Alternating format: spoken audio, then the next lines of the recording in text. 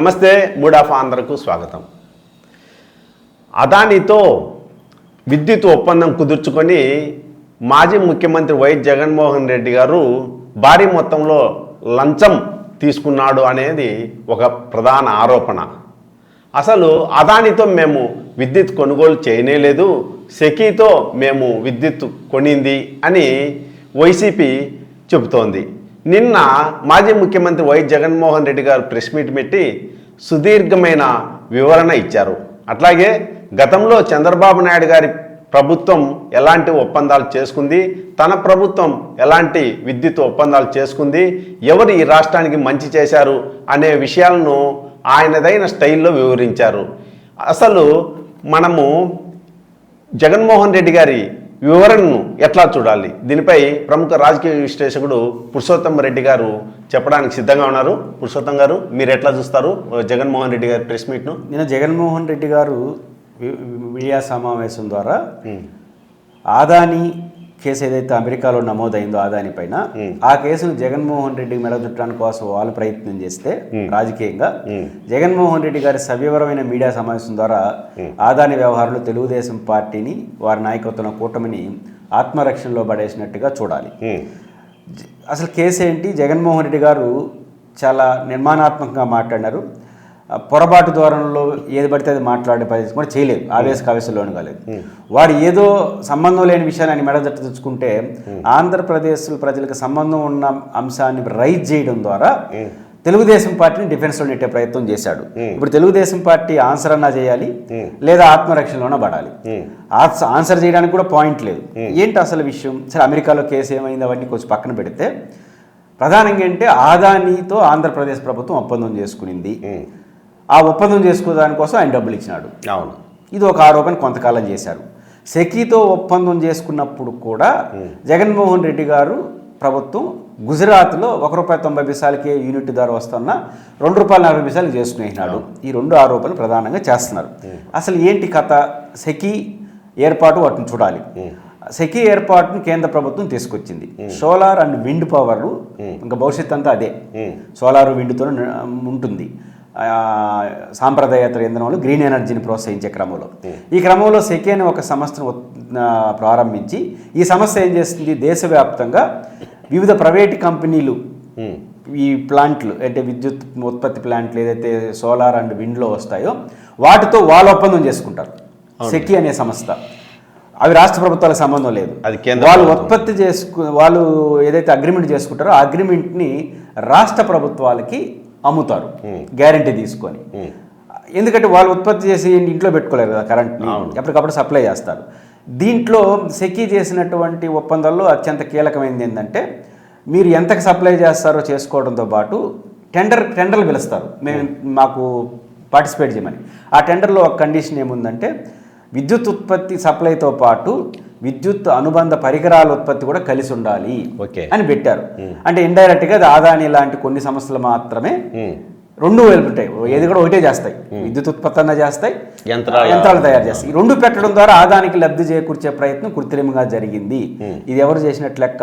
ఇదేమన్నా అభ్యంతరం చెప్పదలుచుకుంటే ఎవరైనా సెకీ ఒప్పందాన్ని అభ్యంతరం చెప్పాలి. సెకీ యొక్క సిస్టమ్ వాళ్ళు పెట్టిన రూపొందించిన నామ్స్ ఇది రాష్ట్ర ప్రభుత్వానికి సంబంధించిన విషయం కాదు, కేంద్ర ప్రభుత్వం. ఒకవేళ ఆదానితో కుమ్మక్కైతే ఎవరో ఉండాలి, కేంద్రం ఉండాలి కదా వాళ్ళ లెక్క ప్రకారం. కాబట్టి ఈ ఒప్పందంతో రాష్ట్ర ప్రభుత్వానికి సంబంధం లేదు. వాళ్ళు ఒప్పందం చేసుకున్న తర్వాత రాష్ట్ర ప్రభుత్వాలు ముందుకు వచ్చినాయి. ముఖ్యంగా జగన్మోహన్ రెడ్డి అందరికన్నా ముందుకు వచ్చినాడు. ఇది అందరి ప్రశ్న, మీరు ఎందుకు ముందుకు వస్తున్నారు, ఏ రాష్ట్రం రావట్లేదు, మీరే ఎందుకు వస్తున్నారని. జగన్మోహన్ రెడ్డి గారి ఆలోచన ఏంటంటే కేంద్ర ప్రభుత్వం 2 లైన్ తీసుకుంది. అంతర్జాతీయంగా కూడా ఈ బొగ్గు ఆధారిత విద్యుత్ వద్దని సోలార్ మన సోలార్ కావాలని చెప్పి మాకు ముఖ్యంగా ఓజోన్ పొర దెబ్బతింటా ఉంది, ప్రకృతి వైపరీత్యాలు వస్తున్నాయి కాబట్టి ఇది వద్దనుకుంటున్నారు. ఏది బొగ్గు ఆధారిత విద్యుత్. ఆ అంతర్జాతీయ ఒప్పందంలో భారతదేశ ప్రభుత్వం కూడా భాగస్వామైంది, వెనుజులాలో జరిగింది. అంటే ఒకటి. రెండోది ప్రైవేటీకరణను కేంద్రం ప్రోత్సహిస్తూ ఉంది. నీతి ఆయోగ్ అంటే అర్థం ఏంటి? ప్రైవేటు పెట్టుబడికి, ప్రభుత్వానికి, ప్రజలకి మధ్య ఫెసిలిటేటర్. ఇంకా ప్రభుత్వం ఏం చేయదు. అదే అదే. ఈ రూట్లో దేశం పోతా ఉంది, అన్ని పార్టీలు ఒప్పుకునేనాయి. ఇక జగన్ పోయి అడ్డుపడతాడా? కాబట్టి వాళ్ళు ప్రైవేటీకరణ ఒకటి, రెండు సోలార్ విండ్ ఎనర్జీ. దీన్ని స్టార్టింగ్లో ఏ రాష్ట్ర ప్రభుత్వాలు ఒప్పుకోవు కాబట్టి ప్రోత్సాహాలు ఇచ్చినారు. అంటే తక్కువ రేటుకి ఇవ్వడం. ఈ ఒప్పందం చేసుకుంటే వీటిలో ముందుకు వస్తే మేము రుణ పరిమితిని పెంచడం, ఈ రెండు రాష్ట్రాలకు లాభం కదా. కాబట్టి దీని అడ్వాంటేజ్ ఫస్ట్ సంతకం ఈయన పెట్టినాడు. దాంట్లో ₹2.40. జగన్ గారి ఛాలెంజ్ ఏంటి? నేను సెకీతో ఒప్పందం చేసిన ₹2.49 పెట్టాను. మీరు పెట్టినటువంటి పీపీఎల్లో ₹5 చిల్లర పెట్టుకున్నారు, ఎవరు ఎక్కువ చేసినట్టు. ఇది ఆయన చేసే ఛాలెంజ్. ఇప్పుడు జగన్ ఎవరైనా ప్రశ్నించాలంటే ఇంకొక మాట కూడా అనొచ్చు. అదేంటి? మీరు సెకీతో ₹2.49 పెంచారు, మనం ఓపెన్ మార్కెట్లో ఇంకా తక్కువకు వస్తుంది కదా, ₹1 వస్తుంది కదా. నిజానికి విండ్ అండ్ సోలార్ ఎనర్జీ తక్కువకు వస్తుంది. ఎవరు సప్లై చేస్తారు? పాయింట్ అది. ఎవరు సప్లై చేస్తారు? నిజమే ₹1 ఉంటుంది, ₹1.10 కూడా ఇచ్చేవారు ఉండొచ్చు. ఇప్పుడు జగన్మోహన్ రెడ్డి ఏమన్నా నేరుగా ఒప్పందం చేసుకున్నాడా? టెండర్లు పిలిచాడు, దాంట్లో సెకీకి తక్కువ పాడుకునింది, ఇంకో సమస్య కూడా ఏదో పాడుకునింది, 2 సంస్థలు.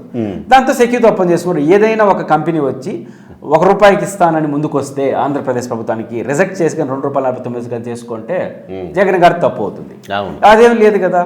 పైపెచ్చు గుజరాత్, రాజస్థాన్లో అది మదర్ స్టేట్స్ ₹1.90, కానీ ఈ ట్రాన్స్మిషన్ ఛార్జీలు అవన్నీ ఉంటాయి కదా, అవన్నీ అదనం.